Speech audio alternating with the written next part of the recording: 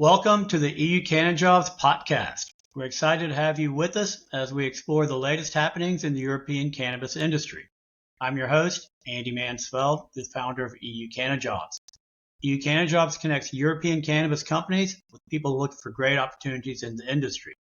Today, we have Stefan with us. He's been in the recruiting industry in Europe for over 30 years and has seen many changes in many industries and also in the recruiting industry. He's also been an advisor working with EUCannajobs. Thank you for taking the time to talk again today, Stefan. It's a great pleasure, Andy. Good to see you. Yeah, thanks. Good to see you too. So tell me, how did you get interested in the cannabis industry? Well, I have always been interested in new markets in the recruitment industry, to be frank. So that's really my interest. I mean, cannabis is super interesting because you've got a number of different dimensions to it. There's the recreational side, there's the pharmaceutical side, and of course there is already a fairly, I wouldn't say mature, but maturing market in the US for us to look at from here and get some ideas and some inspirations. And I mean, it's going to fly. It's going to be a great success. We know that. It's just how it happens is is unpredictable. So I'm always drawn to these kind of new markets and a bit of pioneering and the excitement that comes with something that hasn't existed before, and you don't quite know how it's going to work out, and it's transnational, and so that's where I'm interested. Yeah. I mean, definitely going to be exciting for the coming 5 or 10 years or more, and chaotic and confusing, with every country being a little bit different from the one next to it, and I mean, we see how each country, some move forward, some move backwards, and then they do a 180 and do the opposite of what they said they were going to do 2 months before. And so in the end, the market takes over. So whether it's the recreational side or the pharmaceutical side, the consumer wants something, so it's going to happen. It's just, it becomes a question of how's it going to happen. But the consumer will drive this. They're in control. They're always in control these days. So it's this is going to be an exciting place to be. Yeah. No, and it's interesting you say that, because with the Germany legalized back in April, there's a new government, more conservative government, that's predicted to come in, almost certainly will come in at the beginning of next year, and some of those politicians have threatened to undo everything. Like you said, I mean, the consumers now have it. The consumers want it. And for the government to come in and take something away that's already been granted is very, very difficult, to say the least. Difficult enough for us to be confident it's not going to happen. So And I would say, there's a lot of people are bet a lot of time and money that's not going to happen. Yeah.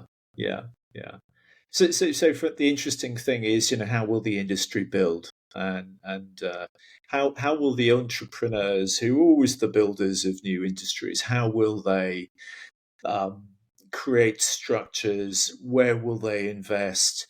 What countries are going to be the most interesting and fastest growing? What are the types of jobs?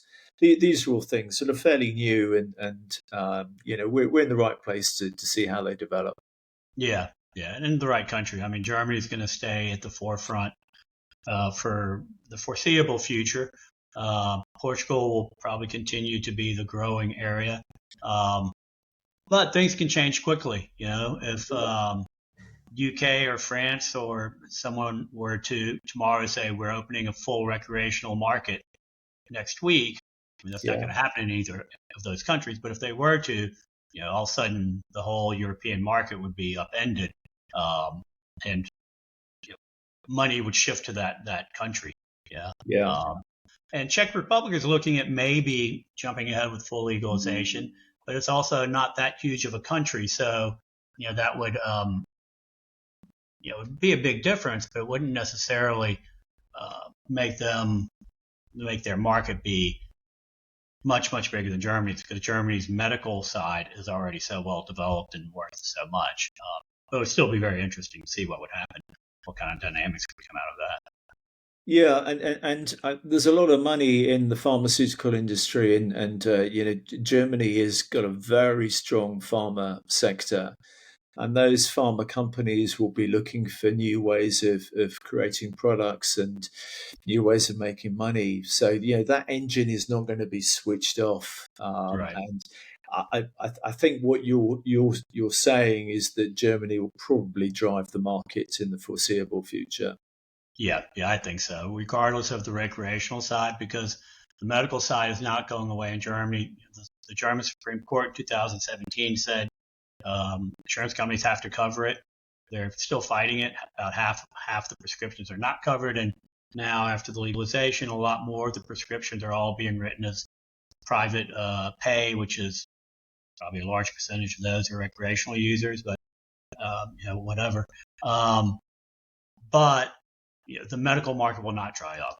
Like in the U.S., the medical market was never covered by insurance. It was a bit of a farce almost, and it was never really a true medical market. Whereas in Germany, you've got insurance companies paying, you've got prescriptions being written by doctors for specific conditions and things like that. So it really is being treated as a medical market, and so that's not going to go away. And like you said, No. pharma's going to want to get in on that game at some point and say, if it's here and if it's competing with us, then we might as well be part of it instead of competing against it. Let's make money off of it. Yeah, and that's a good way to talk a little bit about you, because you are German and a US citizen as well, and of course you've been through the most traumatic transition in terms of changing career, changing domicile, and starting a new business. So talk a little bit about yourself, Andy, because Sure. you obviously got a German name, although you're sitting in Berlin right now. What's the story? Yeah, well, so started off being born in Germany, but moved to the U.S. as a kid with my family, of course, and grew up there, but spent summers in Europe. So I was always very familiar with Germany and Europe in general. But then I was in Colorado. I was a physician in Colorado for many years. And I was living in Colorado when the legalization movement and process started there. At first, it was a gray market. The Colorado decriminalized essentially cannabis a long time ago. I don't remember how long ago, but then it was, like I said, a gray market, and it got more and more lax about enforcement, so that you started having these kind of illegal or semi-legal dispensaries. It was unclear what would happen, and so finally, Colorado said, "Well, this is kind of a gray zone. It doesn't make sense. We're not enforcing, but it's not quite legal. Let's just put it to the voters and make a legal process out of it." Voters voted for it. It was legalized, and this is a little bit over 10 years ago now. And so Colorado and I think Washington at the same time, they both voted in legalization, which started off medical and then switched to recreational. So, but being a doctor during that time, we were not allowed to prescribe, even though legally in Colorado is now legal. But your DEA license, which allows you to prescribe medicines, including everything from antibiotics to narcotics, is controlled by the federal government. Your medical license is controlled by the state government, but the federal government controlled your ability to prescribe. And the DEA came in and said, if you prescribe cannabis, we're going to pull your DEA license, meaning you basically can't function as a doctor anymore because you can't prescribe anything, not even an antibiotic for UTI or whatever else. So put doctors in this weird situation where you had some doctors going out writing these BS medical cards so people could get their medical dispensary tickets. But they were charging $100 per signature, basically. And they'd make a couple million, then lose their license. They're like, yeah, I'm done anyway. So but then you had people like me who said, no, let's be a good, honest doctor, and then you just got the brunt of the government saying, even though you're not doing anything, if you do, we're going to come after you. And then the hospital I worked at actually also, even though it was a great hospital, they got a lot of funding through the government, through Medicaid and different programs like that. So they actually said you can't even discuss it with your patients because the government was threatening if the topic is discussed in the hospital that they could pull their federal funding from the hospital. So the hospital was saying you can't do anything with this either, not only not prescribe it, but you shouldn't even be discussing it, which was also really was interesting to watch and sad to see that level of government control and what's the word I'm looking for? Sounds like paranoia to me. Paranoia and squashing of free speech in order to advance some old agenda, the anti-drug agenda. So even though I looked at getting involved in the industry back then, actually even looked at doing some grows and things, but it would have all had to be super under the radar so you don't get in trouble. So I wouldn't get in trouble because of my medical position. In the end, didn't do it just because it seemed like too big of a risk. So was never really directly involved in the industry when I was in Colorado, although I definitely was watching it.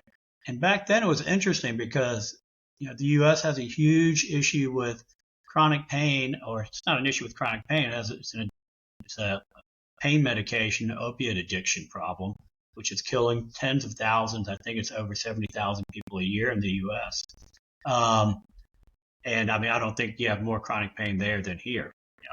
I mean, statistically speaking, medical conditions are generally about the same around the world, unless you talk about type 2 diabetes being more in the U.S. because of weight problems or something. But anyway, so, to me, it always seemed clear that there's probably a large role for cannabis to play in chronic pain. Yeah. But it surprised me, though, back then, I didn't think it would have that much of a positive impact on a lot of the mental health conditions. Because of my personal experience and also anecdotal, and I didn't think that cannabis would help someone with depression. I thought it's not going to cause depression, but it's not going to get you out of depression. It's kind of the way I felt. But now what we've been seeing over the last 5 years or so, or maybe a little bit less even, is a lot of studies coming out about all the mental health benefits of it. And to me, that's been personally surprising because I didn't see that coming. It can really be helpful in so many different conditions, which I didn't originally necessarily consider. Can you give us some examples of that, Andy? I mean, there are studies that show that it helps with depression, with bipolar. There's now some new studies showing that it helps with certain symptoms of autism, I believe with ADHD. So all kinds of different mental health problems or issues where, like I said, thinking of it as more of a depressant effect, but it actually doesn't necessarily have to be that. It can actually have all kinds of untold or unforeseen positive impacts on mental health conditions. And am I right in understanding that we're just at the start of really understanding all that cannabis can do? Yeah, I mean, absolutely. I mean, the war on drugs meant that basically the medical profession was not allowed to do any medical studies with it. Couldn't do anything with it because it was illegal to use. Plus, medical studies are expensive. Pharmaceutical industry usually pays for it. They're also not paying for it now, but now you have cannabis companies who can afford to pay for it. And now you have federal government, or governments, not the federal government in the U.S., but also other governments now who will help fund medical studies. That's the other big source of medical studies comes from the government or is funded by government, which, when it was illegal, of course, the government's not going to fund it. So now you're starting to have all these studies coming out which are showing that it's helpful for this and this and this and all these different things. Yeah, because there's money for it and there's interest in it, whereas previously, there was no funding. Can you draw some similarities between the US and Europe in terms of the national government and federal system? Like in Europe, we've got the EU, and not every country in Europe is in the EU, but most are. And then within the EU, they've got their own responsibilities, but within the umbrella of the European Union. Are there some similarities there? Yeah, there are. I mean, the best way to compare it would be the U.S. is the EU, then the individual countries are like the individual states. Yeah. So, in the U.S., the federal government still says it's illegal, but all the individual states started doing their own thing, despite the federal government threatening to come in and do things against those states. But eventually enough powerful states were involved. So you had Colorado, Washington, Oregon, and California. Once all four of them were together, that's like 50, more than that's probably about half of the U.S. economy right there. So they had enough clout to tell the federal government basically to screw off, and they're going to do what they want to do, and the government can't do anything about it. So it's kind of like what's happening now in the EU. Germany's saying we're moving ahead. The EU's not happy about it, so they're trying to work it out. But the individual countries are moving forward just like the individual states did in the U.S. It also led to in the U.S. you can't transport cannabis from one state to the next because of the federal prohibitions. Same within the EU. For recreational, you can't transport from one country to the next, but you can for medical and for research purposes. So there's a lot of similarities, like that. But in the end, to really have an open market, you need that federal. In the U.S., you need federal legalization, federal action. And in the EU, you need the EU to do something. And that's what Germany tried to push. Germany tried to push through their legalization process the EU to take a stand, but the EU actually kind of fought it, I guess, maybe a little differently or stronger than what Germany expected. Germany expected a better outcome than what happened, which is what stopped Germany from going forward with the full recreational market, which they're still trying to do now through kind of a different process. But you need that EU-wide action in order for the market really to open up and thrive.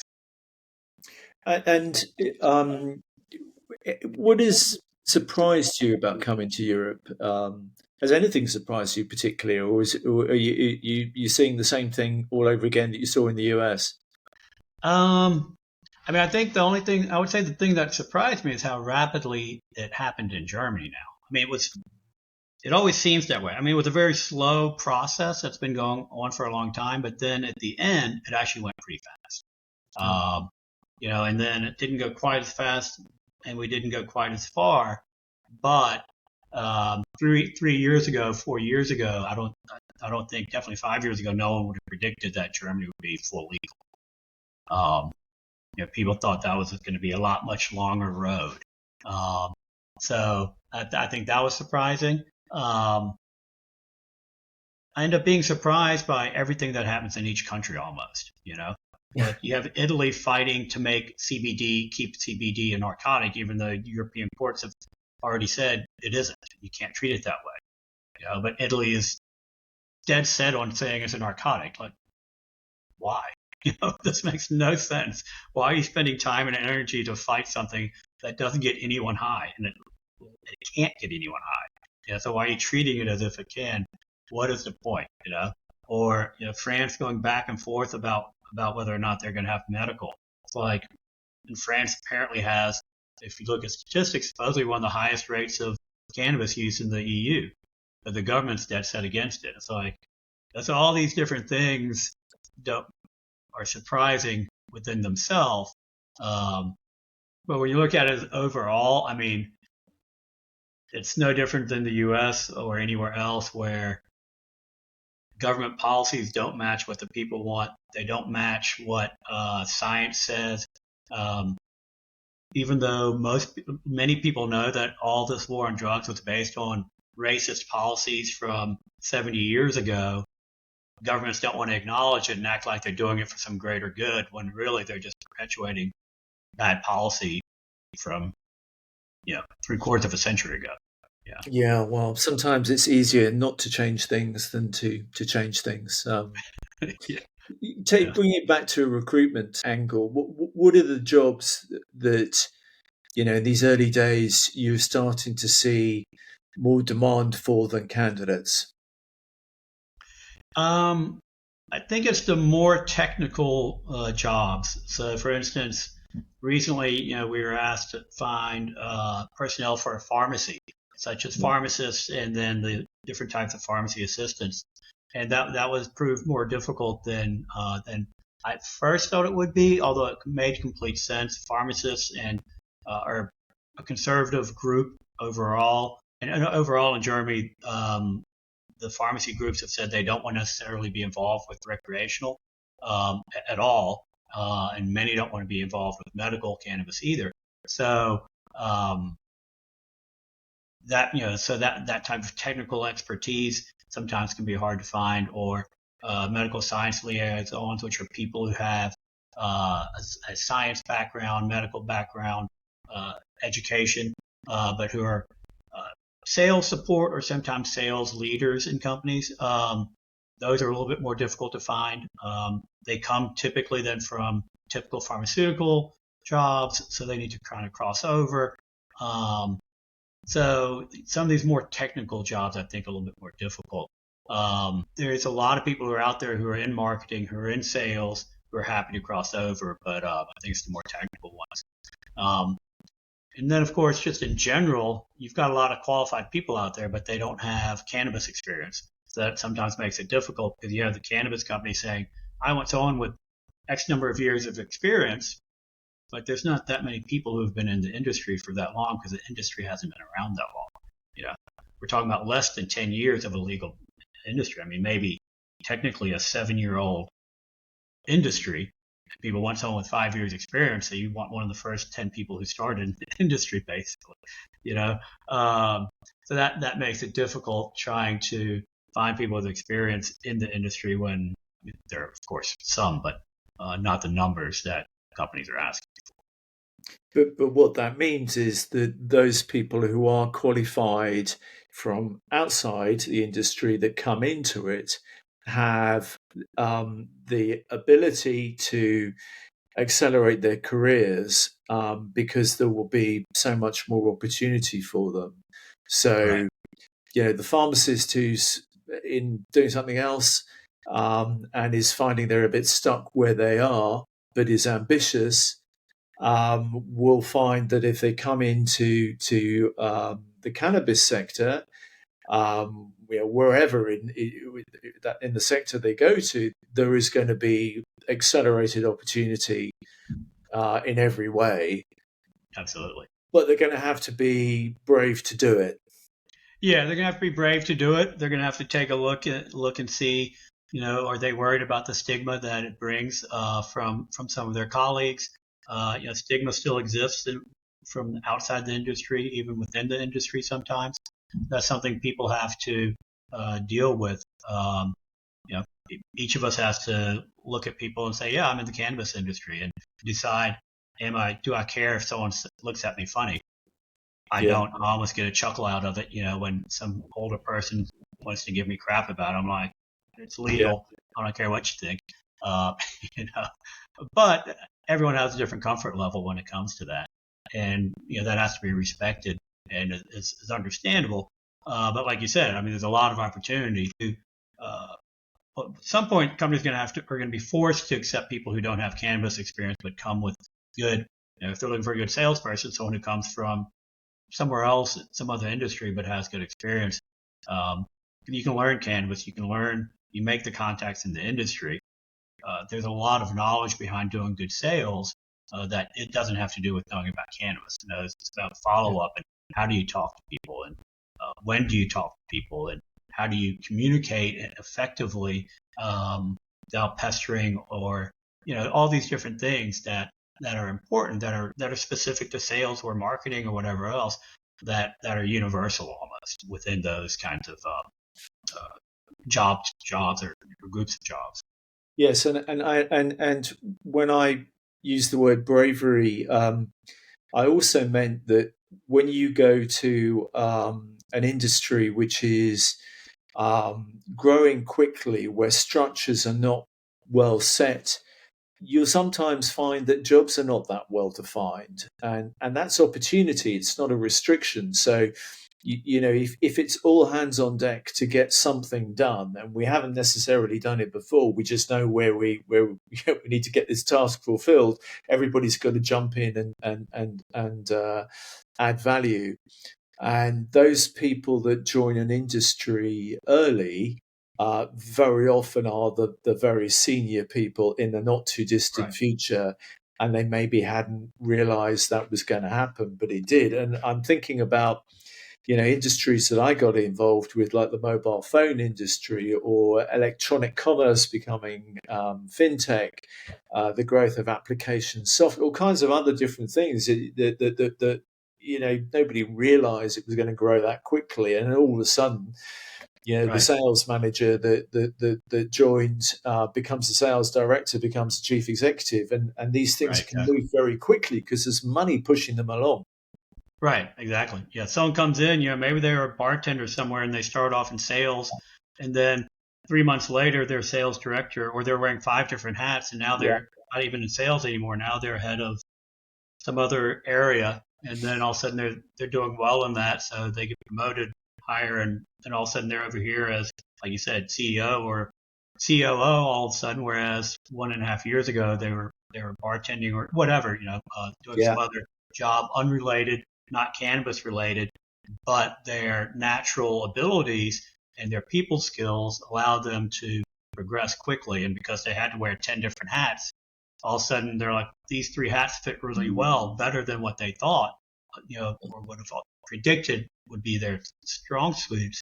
But all of a sudden, because of all these different things that everyone has to do, their natural abilities come out and propel them, to unexpected heights. Yeah. yeah, and the same applies to at the very senior level end of the industry as well. Those people who are managing investments into, you know, new sectors and creating new management teams and new structures, creating a new vision for the future, thinking about how the culture is going to develop, think about where well, new territories they might go into. I mean, there's so much to think about, but fundamentally, it's opportunity for those people who are mentally agile enough and ambitious enough to take a chance. Yeah, yeah, I agree. And I think what we're missing right now in Germany and in Europe, which happened fairly early in the U.S. and Canada, is the recreational market. Because what the recreational market allows is all these storefronts to open up, the dispensaries, and then all of the other supporting structures that come with that. And that's where you have a ton of entry level positions where people can then quickly move up. Someone comes in as a salesperson, a bud tender in a dispensary, but then they become the manager of that dispensary, and then also the manager of several dispensaries, and then somehow they move further up in management, where they started off entry level. Um, right now, even though the industry is growing, um, there isn't as much entry level, because you have sales and you have distributors, but those are people who have sales experience or logistics experience, things like that. So you don't have as much entry level right now. So I mean, that's one of the reasons I hope for the recreational, because it'll really open up the market to a lot more entry level positions, and in every city. Right now, you've got the bigger cities with the distributors and sales companies and things like that. But if you're not in those big cities, there's not usually a lot of opportunity. If you get recreational, then you'll end up with dispensaries, all over the place.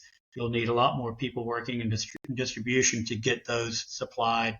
A lot of people working logistics and things like that. So it really will dramatically increase the number of jobs and the opportunities for new people to come into the industry.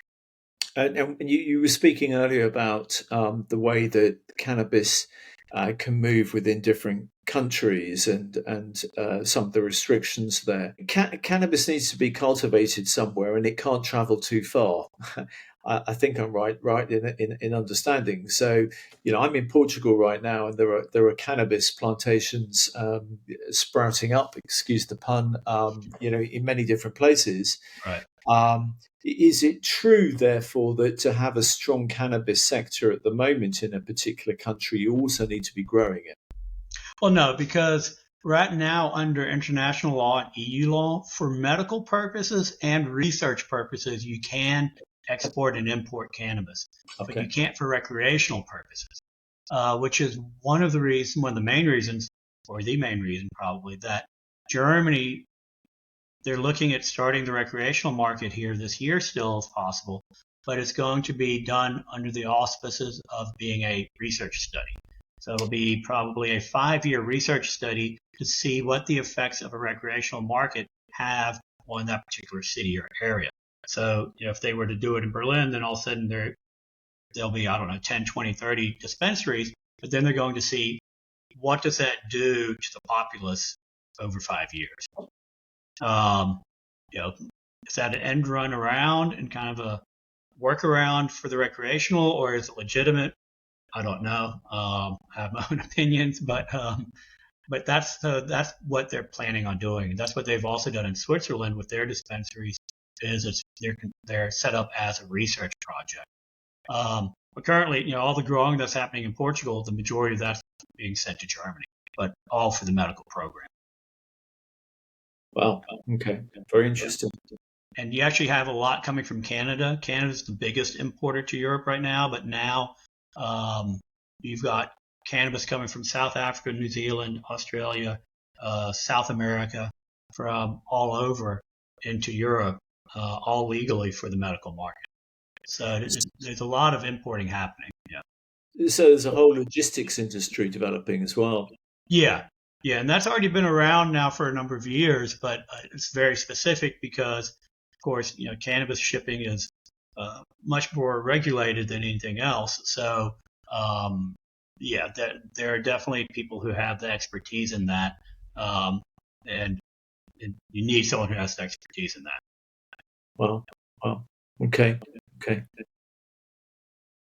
So, a lot of different moving parts literally all over the world to keep the industry in one place like Germany moving.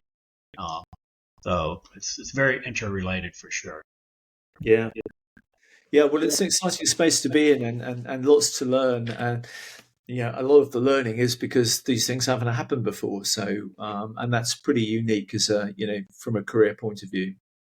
Yeah, and it's also interesting to be in the industry because it also keeps changing.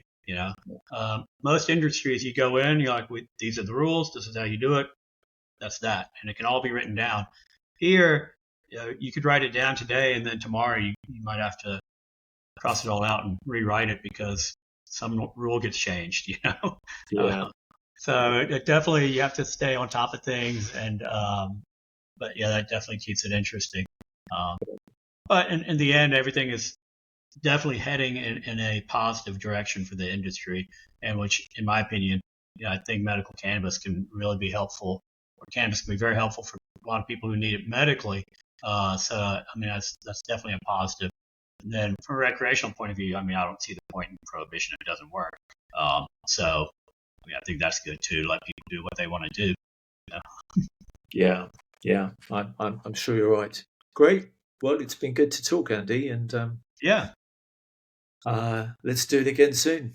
Yeah, we'll definitely have a follow up one, and we'll come up with some other things to discuss. But thank you everyone for taking the time to join us today. If you want to get in touch with Stefan, you can find him on LinkedIn, and you can always find me on LinkedIn and also EUCannajobs.